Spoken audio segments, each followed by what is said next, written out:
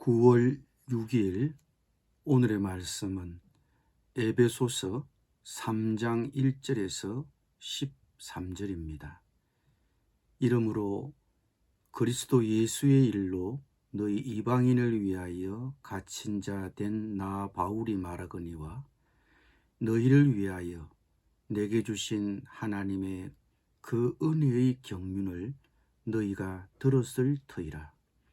곧 계시로 내게 비밀을 알게 하신 것은 내가 먼저 간단히 기록함과 같으니 그것을 읽으면 내가 그리스도의 비밀을 깨달은 것을 너희가 알 수 있으리라.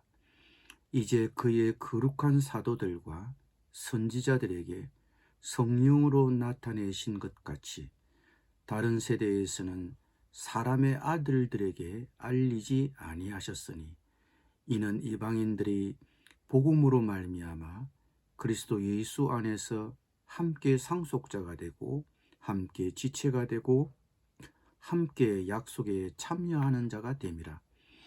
이 복음을 위하여 그의 능력이 역사하시는 대로 내게 주신 하나님의 은혜의 선물을 따라 내가 일꾼이 되었노라.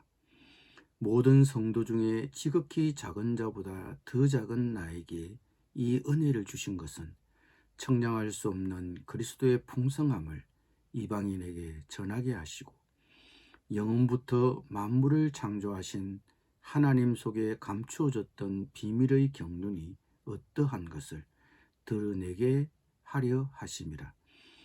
이는 이제 교회로 말미암아 하늘에 있는 통치자들과 권세들에게 하나님의 각종 지혜를 알게 하려 하심이니 곧 영원부터 우리 주 그리스도 예수 안에서 예정하신 뜻대로 하신 것이라. 우리가 그 안에서 그를 믿음으로 말미암아 담대함과 확신을 가지고 하나님께 나아감을 얻느니라. 그러므로 너희에게 구하노니 너희를 위한 나의 여러 환난에 대하여 낙심하지 말라. 이는 너희의 영광이니라. 아멘.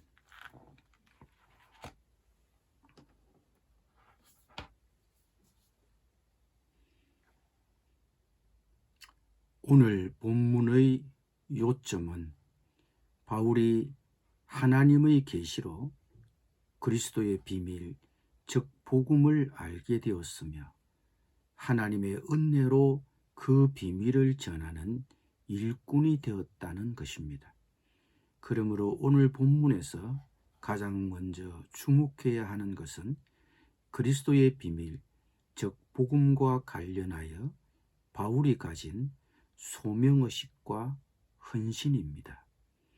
2절에서 하나님이 바울에게 주신 하나님의 은혜의 경륜은 바울이 받은 특별한 정직이죠.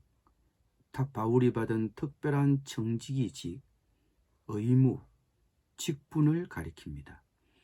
그는 복음을 이방인에게 전하는 특별한 사역을 하나님께 받았습니다. 하나님은 이 큰 계획을 바울에게 계시로 보여주셨습니다.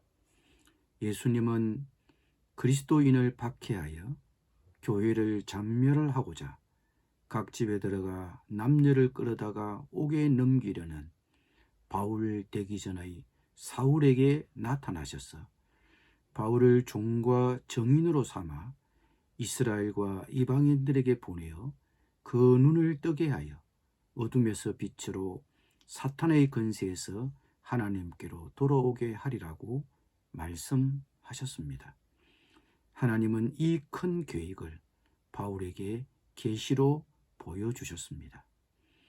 하나님은 하나님의 종이 된 바울에게 그리스도의 복음을 효과적으로 전하는 능력을 주셨습니다. 바울은 7절에서 말하기를 이 복음을 위하여 그의 능력이 역사하시는 대로 내게 주신 하나님의 은혜의 선물을 따라 내가 일꾼이 되었노라고 했습니다. 우리는 바울처럼 사도가 아니고 전임 사역자도 아니지만 하나님은 우리 각자에게 그리스도의 복음을 전할 기회를 주십니다. 그리고 그 기회와 함께 우리에게 필요한 능력과 용기와 힘도 주실 것입니다. 하나님의 종과 증인으로서 기회가 있을 때마다 예수 그리스도를 전하십시오. 바울은 자신을 가리켜 모든 성도 중에 지극히 작은 자보다 더 작은 자라고 했습니다. 바울이 자신을 가리켜 이렇게 말한 것은 그가 하나님의 도우심이 없으면 절대로 복음을 증거하는 하나님의 일을 할 수 없을 것이라는 뜻이었습니다. 하나님이 지극히 작은 우리에게도 그리스도의 복음을 증거할 은혜를 주셨습니다. 하나님은 복음의 놀라운 비밀을 다른 사람에게 전하고 나누어 주도록 우리를 선택하셨고 증거할 힘도 주셨습니다. 우리는 지극히 작고 부족하지만 하나님이 맡기신 그리스도의 풍성함은 청량할 수 없습니다. 하나님의 능력을 의지해 우리의 역할, 하나님이 우리를 불러 그분의 계획 안에서 정하신 특별한 역할을 성실하게 수행하십시오. 바울은 가택 연금 상태에 있었습니다. 그리스도를 전했다는 이유로 갇혀 있습니다. 그러나 그는 그런 자신의 상황에 대하여 낙심하지 않았습니다. 그리고 에베소 교우들에게도 자신의 상황에 대하여 낙심하지 말라고 권면했습니다. 그러므로 너희에게 구하노니 너희를 위한 나의 여러 환난에 대하여 낙심하지 말라. 이는 너희의 영광이니라고 했습니다. 아마도 에베소 교회 성도들은 사도 바울이 로마에서 환난을 당하고 있다는 소식을 듣고 낙심하고 있었던 것으로 보입니다. 그러므로 낙심하지 말라고 그는 권면하면서 오히려 자신의 환난이 에베소 성도들의 영광이라고 했습니다. 왜 바울의 환난이 에베소 성도들에게는 영광입니까? 바울이 복음을 전하지 않았다면 갇히지 않았을 것입니다. 그러면 에베소 사람들이 복음을 듣고 예수님께 나아오는 일도 없었을 것입니다. 바울이 그들을 예수 그리스도께로 인도하려고 박해와 고통을 견뎠습니다. 우리가 복음의 혜택을 입도록 누군가가 우리를 위해 고난받고 희생합니다. 그것이 우리의 영광입니다.